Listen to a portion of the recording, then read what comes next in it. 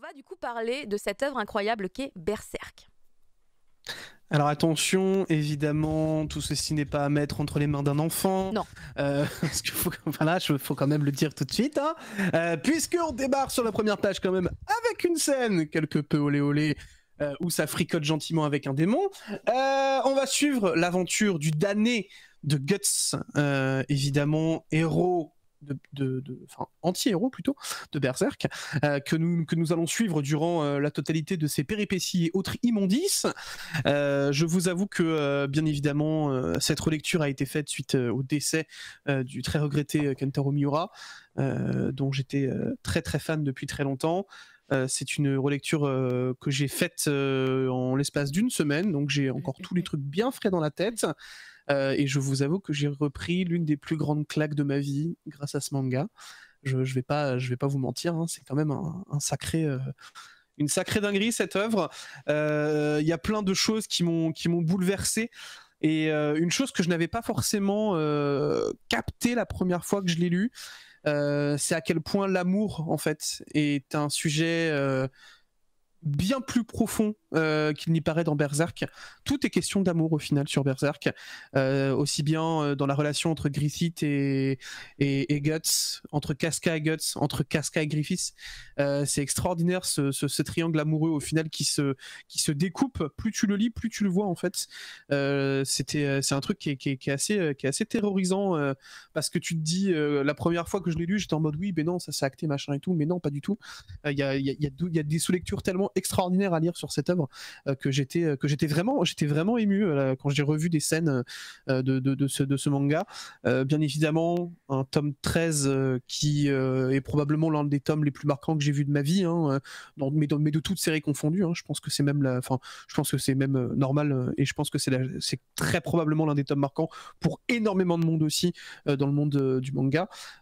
C'est une œuvre à lire, je pense très sincèrement, même si vous trouvez qu'il y a une hype autour du fait que bah voilà le mangaka est décédé, donc il faut commencer à lire parce que tout le monde commence à en reparler et tout. Moi je pense juste qu'il faut être honnête et il faut se rendre compte qu'on est face à l'une des plus belles masterpieces que le manga aura porté dans sa vie. J'ai été subjugué par tous les thèmes abordés, que ce soit comme j'ai dit, donc du coup l'amour, mais également la fraternité, l'amitié, ou encore la vision d'une famille, qui ont été des choses qui sont probablement les choses les plus malmenées en vrai dans ce manga. Et Miura, aussi bien du côté scénaristique, est juste un monstre, mais du côté graphique, je pense que c'est là où se dévoile le plus le talent de ce très cher Miura. Il nous aura fait vivre des aventures extraordinaires à travers un monde de la dark fantasy qui aujourd'hui est juste référence dans ce milieu-là.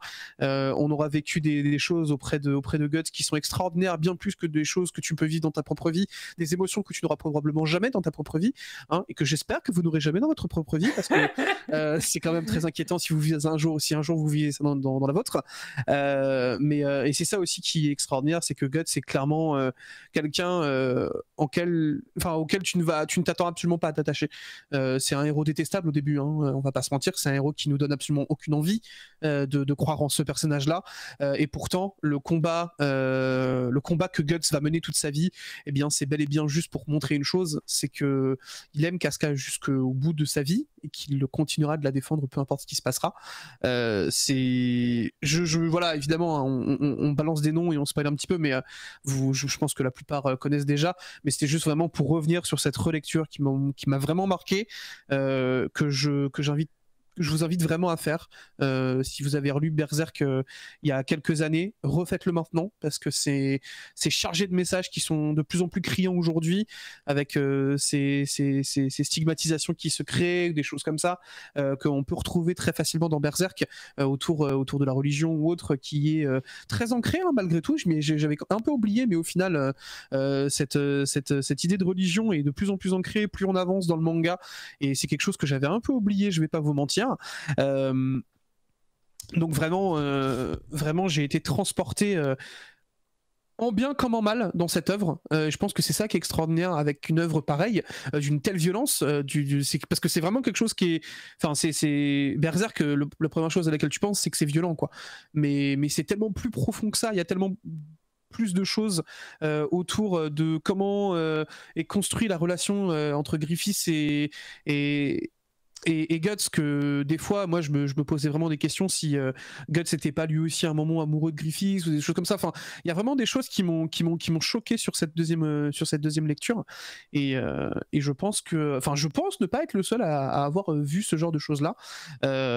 Chose que je trouvais extraordinaire aussi, c'est à quel point l'homme peut être décadent et à quel point il montre tous les mauvais côtés que possède l'humain, entre cette guerre qui se déclenche, entre tout ce qui est autour de...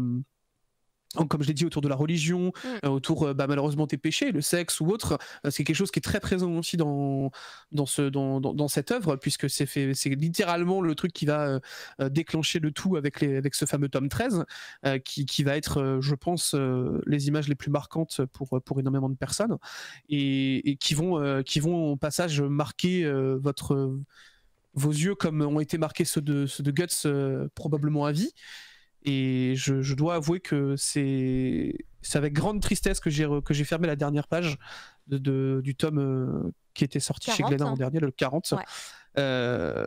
De voir que c'était donc du coup cette dernière page-là, même si on a évidemment d'autres chapitres qui sont sortis, et franchement la fin est juste extraordinaire. Enfin, en tout cas, le dernier chapitre sorti aujourd'hui, qui peut être interprété comme une fin avec toutes les récentes informations qu'il y a eu ou autres, c'est quelque chose d'assez extraordinaire, et je voulais juste tout simplement rendre hommage à Miura, qui aura été créateur de bon nombre de choses dans ce monde, et qui a clairement porté toute une génération à aimer ce média qu'est le manga aujourd'hui. Il y a énormément de personnes, parce que justement j'ai fait un tweet récemment pour citer 3 œuvres qui ont marqué la vie des gens. Le nombre de fois où j'ai vu Berserk revenir, c'est un manga qui est aujourd'hui mandatory, je pense, quand tu commences le manga et que tu veux te lancer dans ce monde-là pour comprendre des choses un peu plus profondes autour de tout ce qui est seinen, pour s'émanciper un petit peu de ce côté très shonen ou autre. Berserk, c'est quelque chose qui va te permettre de mettre vraiment quelque chose, que ça va être bien vénère, tu vas t'en prendre bien plein la tronche direct, et je pense que c'est une parfaite ouverture au seinen, même si on peut croire qu'il y a 2-3 notions aussi de shonen à l'intérieur, mais et c'est ça qui est aussi un petit peu rigolo avec Berserk, c'est qu'au final il se joue quelque peu de certains codes, et il nous le fait bien, il nous le montre bien. Donc voilà, c'était mon petit hommage à Miura, et j'espère que cette œuvre survivra, et que les personnes, que de nouvelles personnes chaque jour découvriront toujours cette œuvre, qui mérite bien plus d'éloges qu'elle n'en a déjà tant. C'est une série légendaire. Voilà. Merci beaucoup, Bitel, pour du coup ton feeling sur cette œuvre, qui, je rappelle, malgré tout, qui du coup est restée inachevée, et qui se compose donc de 40 volumes, donc chez Glénat actuellement. Il y a un début d'édition un peu plus collector, il me semble, un premier coffret qui était sorti il y a quelques temps avec les 6 tomes. C'était une nouvelle édition il y avait 6 volumes de la nouvelle édition. C'est pour rappeler un peu tout ce qui est disponible. De tête, je crois qu'il y a eu des OAV, où il y a eu des OAV, il me semble. Alors, il y a eu des OAV, il y a les 3 films qui sont excellents, qui sont une très bonne introduction, je pense. Si vous voulez commencer je pense que la série animée est meilleure en termes de réalisation, parce qu'elle est plus ancienne, elle est pas. Oui, parce qu'elle est plus ancienne, parce qu'il n'y a pas la CG. Parce qu'il y a une réalisation technique hein. qui est. Oui, la CG est très. Moi, j'aime beaucoup la trilogie de l'âge d'or. Ouais, la trilogie de l'âge d'or est très bien. C'est la même histoire, en fait. Ils adaptent le même passage, et finalement. La première série animée par le studio OLM était vraiment très très bien. Il y a un travail sur la colo, la mise en scène, le découpage. Le réalisateur avait vraiment une vraie vision de Berserk qui est très très chouette. Justement, ces fameux passages du tome 13 qui sont extraordinairement respectés d'ailleurs. Ils sont allés très très loin dans cette envie, tu vois, de montrer l'horreur qu'était cette scène, chose qu'on ressent un tout petit peu moins, je pense, sur les films. Ouais. C'est un peu edgy peut-être. Je pense que effectivement, sur ce point-là, c'est peut-être un peu edgy, alors que vraiment, mais c'était extraordinaire quoi.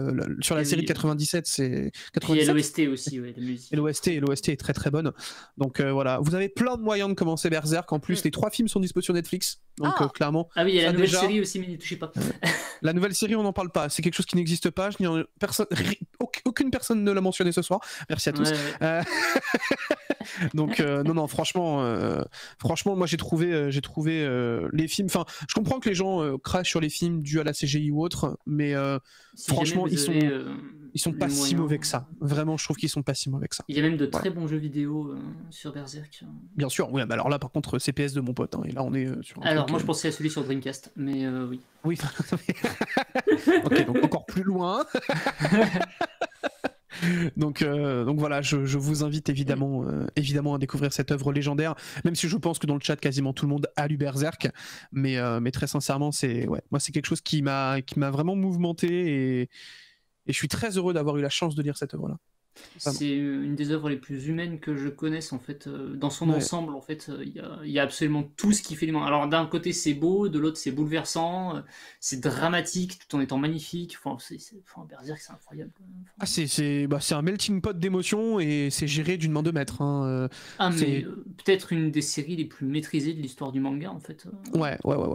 Clairement, je pense que c'est probablement l'œuvre la plus maîtrisée et qui je pense aura le plus d'impact parce qu'il y a des scènes qui sont vraiment effectivement poignantes quoi, tu vois. Dark Souls, c'est clairement. Bien sûr, les Dark Souls, évidemment, sont inspirés de l'univers de Berserk. C'est après, encore une fois, ça c'est quelque chose qui est extraordinaire et qu'on ne citera jamais assez, mais c'est cette inventivité que Miura avait pour créer des créatures fantastiques qui étaient extraordinaires.